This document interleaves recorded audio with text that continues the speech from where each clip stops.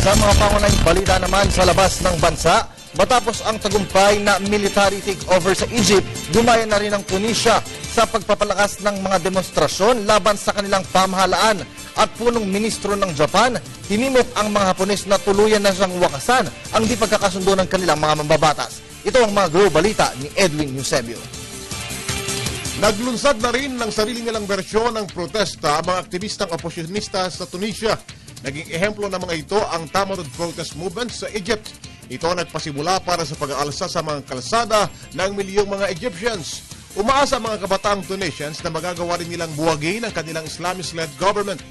Inakusahan ng Tunisian group ang Islamist sa pagtatangkang magpanimula ng religious state.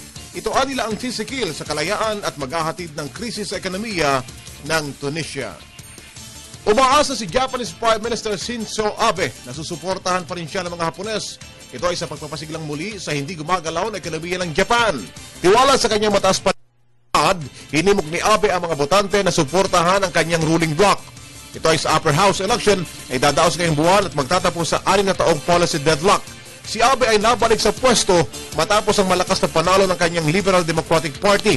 Inaasang lulutasan ni Abe ang twisted parliament kung saan mas kontrolado ng oposisyon ang upper house at naharang ang kanilang mga bills. Para sa Telebisyon ng Bayan, Edwin Eusebio.